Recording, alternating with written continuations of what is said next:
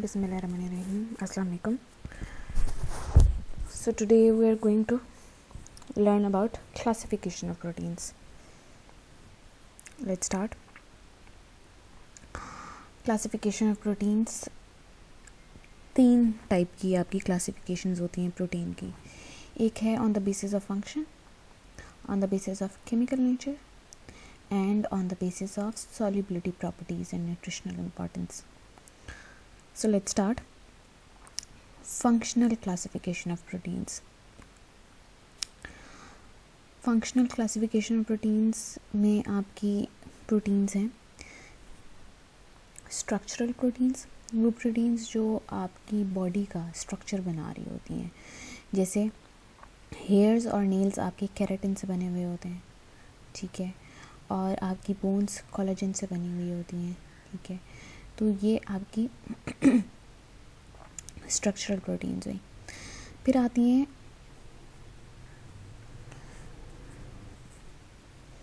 उसके बाद आती हैं आपकी एंजाइमेटिक या कैटालिटिक प्रोटीन्स. इनकी एग्जांपल है हेक्सोकाइनेज और पेप्सिन. हेक्सोकाइनेज आपका ग्लूकोज के मेटाबॉलिज्म में, कार्बोहाइड्रेट के मेटाबॉलिज्म में ब्रेकडाउन में यूज़ हो रहा होता है एंजाइम. और पेप्सिन जो है ये वो एंजाइम है जो प्रोटीन्स की ब्रेकडाउन करता है. ट्रांसपोर्ट प्रोटीन्स हैं हीमोग्लोबिन और सीरम एल्ब्यूमिन. हीमोग्लोबिन आपका जो है ब्लड सेल्स में होता है, ठीक है. इट्स एक्चुअली ए कलर देता है, ठीक है. उसके अलावा हीमोग्लोबिन का फंक्शन होता है ऑक्सीजन कैरी करना, ठीक है. इसी तरीके से एल्ब्यूमिन हमारी प्लाज्मा प्रोटीन है, ठीक है. और ये काफ़ी सारे हमारे प्रोडक्ट्स ट्रांसपोर्ट कर रही होती है, जैसे ड्रग्स हो गए, आपके हार्मोन्स हो गए, एक्सेट्रा, मेटल आयंस वगैरह हो गए. उसके बाद हार्मोनल प्रोटीन्स हैं आपकी इंसुलिन और ग्रोथ हार्मोन. इंसुलिन जो है वो आपका एक हार्मोन है. हार्मोनल प्रोटीन के लिए आप ये क्या कर रहा होता है, इंसुलिन हेल्प कर रहा होता है बॉडी को ग्लूकोज की अपटेक में.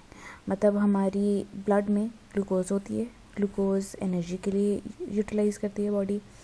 और ब्लड से जब सेल्स में वो जाती है तो अगर इंसुलिन होती है जो सेल्स को हेल्प कराती है ग्लूकोज लेने में. अगर इंसुलिन हमारी बॉडी में नहीं होगी तो ग्लूकोज की अपटेक सेल्स नहीं कर सकते, चाहे हमारे ब्लड में ग्लूकोज हो, और हमें एनर्जी नहीं मिलेगी. इसी तरीके से ग्रोथ हार्मोन, वो भी आपका प्रोटीन से मिलके बना हुआ है, ठीक है, जिसकी रिलीजिंग से हमारी बॉडी ग्रो करती है. कॉन्ट्रैक्टाइल प्रोटीन्स, ये हैं एक्टिन और मायोसिन.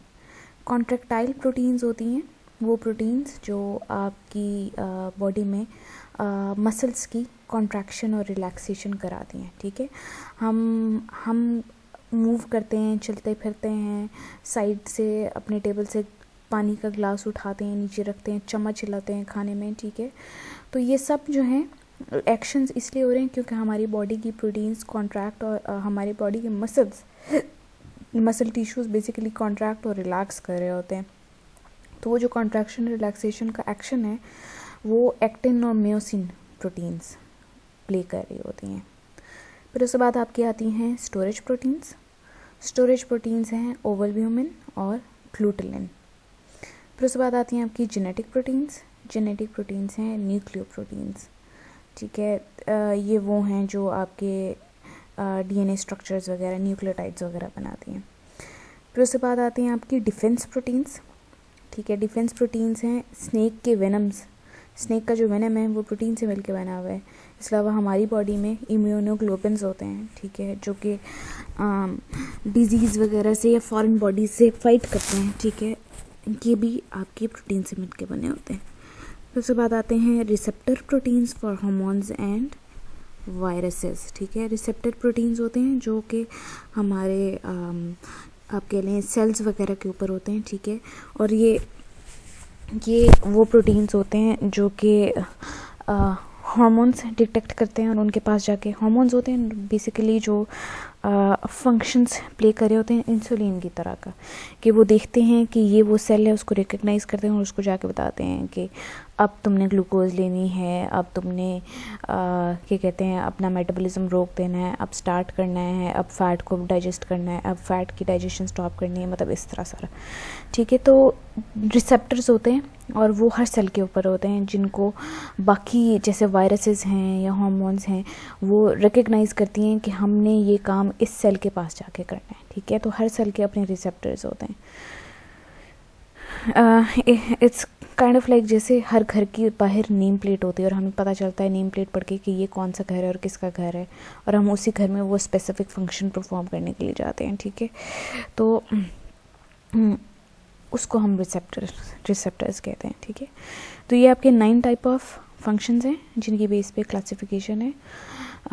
ये फंक्शंस की बेस पे क्लासिफिकेशन मतलब कौन सी प्रोटीन्स क्या काम कर रहे हैं, तो उस बेस पे उनको नाम दिया हुआ है। ठीक है, इनमें आ जाती हैं स्ट्रक्चरल प्रोटीन्स, एंजाइम्स और catalytic proteins, transport proteins, hormonal proteins, contractile proteins, storage proteins, genetic proteins, defence proteins and receptor proteins. 9 type of functions. आगे चलते हैं। आगे है सेकेंड टाइप की जो क्लासिफिकेशन है, it's based on chemical nature and solubility.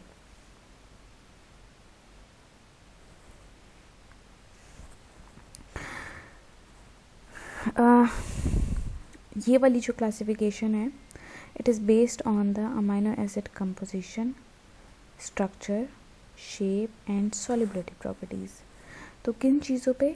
Amino acid किस तरह का है। ठीक है, अमाइनो एसिड की कंपोजिशन क्या है, अमाइनो एसिड का स्ट्रक्चर क्या है, उसकी शेप क्या है, सॉल्युबिलिटी क्या है, इन सब की बेस पर जो है प्रोटीन्स की क्लासिफिकेशन की हुई है। ठीक है, तो अगर इन बेस पर हम देखें तो प्रोटीन्स की 3 मेजर ग्रुप्स बनते हैं। ठीक है, these are simple proteins, conjugated proteins and derived proteins। Simple proteins होती हैं आपकी जो कि सिर्फ अमाइनो एसिड से मिलकर बनी हुई होती हैं। कॉन्जुगेटेड प्रोटीन्स वो प्रोटीन्स होती हैं जिनमें अमाइनो एसिड्स भी होते हैं और नॉन प्रोटीन मोइटी का मतलब है नॉन प्रोटीन पोर्शन।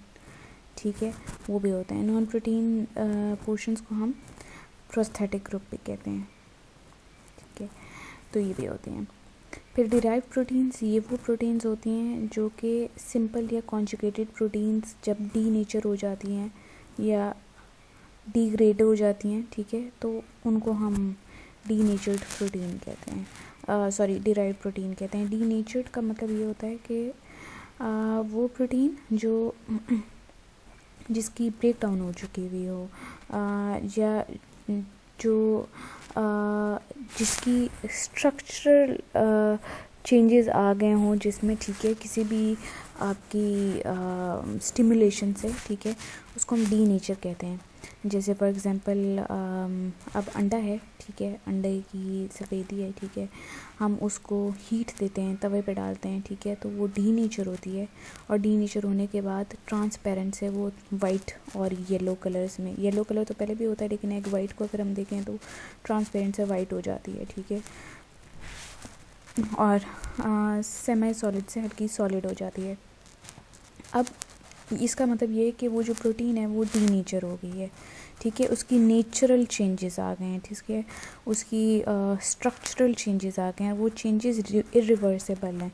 मतलब ये है कि अब हम अंडा अगर पक गया है तो हम उसको वापस जो है उसका रॉ फॉर्म में उसको नहीं ला सकते। ठीक है, तो ये कहते हैं डी नेचुरेशन। ठीक है, डी नेचुरेशन होती है प्रोटीन्स की। बहुत ज़्यादा अगर हम मिक्स कर रहे हों, एजिटेशन करें, ठीक है, या बहुत ज़्यादा हम जैसे अंडे की सफ़ेदी को बहुत ज़्यादा अगर आप बीट करें तो एग फॉर्म बन जाती है। ठीक है, इसी तरीके से अगर हम एसिड डालें, एंजाइम डालें, अल्कली डालें, ठीक है, पीएच चेंज करें या हीट दें, तो एग प्रोटीन्स जो हैं उनकी नेचर ये है कि वो डी नेचर हो जाती हैं। ठीक है, उनके स्ट्रक्चरल में चेंजेस आ जाते हैं। डिग्रेड का मतलब है ब्रेक डाउन हो जाना। ठीक है, तो इनको हम डिराइव्ड प्रोटीन्स कहते हैं। तो ये है आपकी क्लासिफिकेशन सिंपल, कॉन्जुगेटेड और डिराइव्ड की फॉर्म बेस पे, ठीक है। सिंपल की दो टाइप्स हैं, ग्लोबुलर और स्क्लेरोप्रोटीन्स। कॉन्जुगेटेड अलग से हैं और डिराइव्ड की भी दो टाइप्स हैं, प्राइमरी एंड सेकेंडरी। इनको हम देखते हैं थोड़ा डिटेल में। सिंपल प्रोटीन्स, इनमें सबसे पहली टाइप आती है ग्लोबुलर प्रोटीन्स की। ग्लोबुलर प्रोटीन्स जो हैं ये स्फेरिकल या ओवल शेप में होती हैं, ठीक है, और वाटर में सॉल्युबल होती हैं और डाइजेस्टिबल होती हैं, ठीक है। इनमें सबसे पहली एग्जांपल आती है एल्ब्यूमिन की। एल्ब्यूमिन जो है वो हमारे एग में होती है, एग की प्रोटीन भी है, ठीक है। एल्ब्यूमिन क्या कर रही होती है, एल्ब्यूमिन वाटर में सॉल्युबल है, ठीक है, और सॉल्ट सॉल्यूशंस में भी सॉल्युबल है, ठीक है। हीट करने से वो कॉन्जुगेट का मतलब है कि आपस में मिल जाना, ठीक है। सॉरी, कॉन्जुगेट मुंह से निकल रहा है मेरे, कोगुलेट, ठीक है। कोगुलेट का मतलब है आपस में जुड़ जाना, मिल जाना, ठीक है।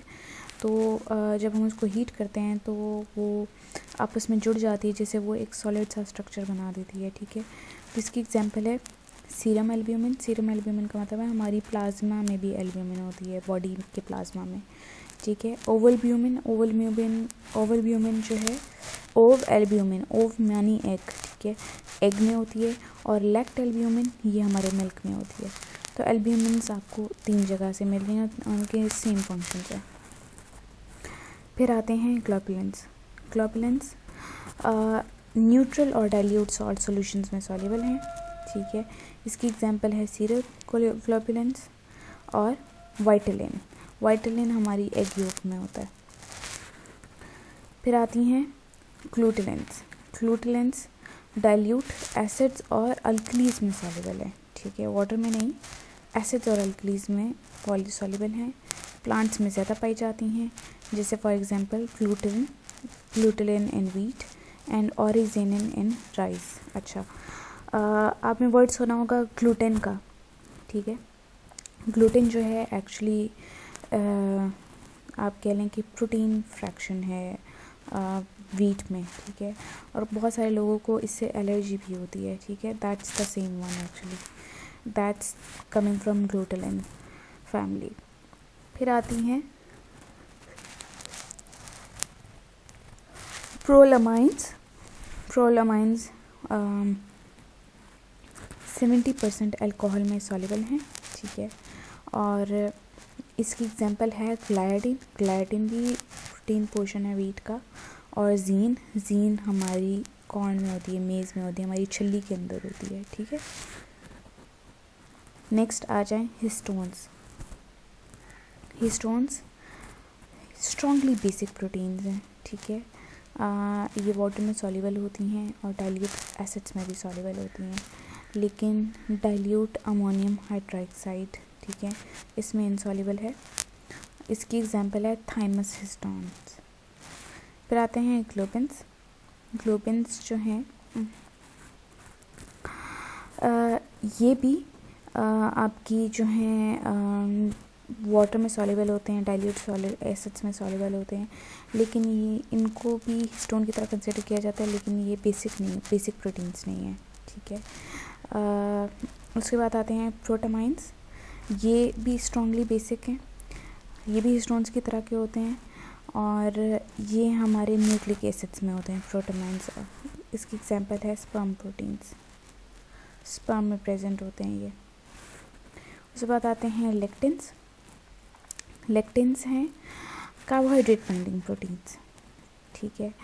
ये आपके जो हैं सेल्स और प्रोटीन्स के दरमियान में जो आपके सेल्स के दरमियान में जो इंटरेक्शंस हो रहे होते हैं ऑर्गेनल्स के बीच में, ठीक है, वो इनके थ्रू हो रहे होते हैं, ठीक है। उसके अलावा ये आपकी ऑर्गन्स के, आपके टिश्यूज़ के स्ट्रक्चर मेंटेन करते हैं, ठीक है। उसके अलावा इनकी लेबॉर्ट्री में क्रोमेटोग्राफी एक आपका है, इट्स अ प्रोसीजर, उसके अंदर इसके काफ़ी यूजेस हैं। इसकी एग्जांपल एक ग्लूटेनिन है।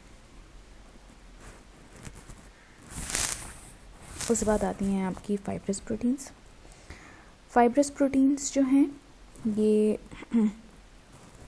जैसे कि नाम सजेस्ट कर रहा है, ये फाइबर लाइक होती हैं शेप में, वाटर में इनसॉल्युबल होती हैं और रेजिस्टेंट टू डाइजेशन होती हैं, ठीक है, डाइजेस्ट नहीं हो सकती हैं बॉडी में, ठीक है।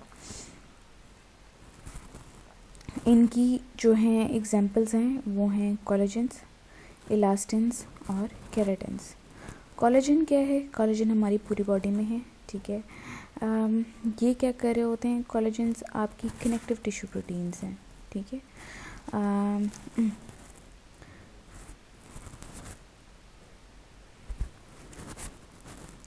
कोलेजन्स इनसॉल्युबल इन वाटर होते हैं, ठीक है, लेकिन अगर हम इनको बॉईल करें, ठीक है, तो ये जेलेटिन देते हैं और जेलेटिन सॉल्युबल होता है वाटर में, ठीक है। इसके बाद आते हैं इलास्टिन्स। ये हमारे इलास्टिक टिश्यूज़ में होते हैं, ठीक है, जैसे टेंडन्स में और आर्टरीज़ में। आर्टरीज़ में अगर एबिलिटी ना होती स्ट्रेच होने की या इलास्टिक होने की एबिलिटी ना होती, ठीक है, तो अगर ब्लड का प्रेशर जब भी हाई होता आर्टरीज हमारी सारी फट जाती, ठीक है। तो it's necessary for the arteries to dilate and come back, ठीक है।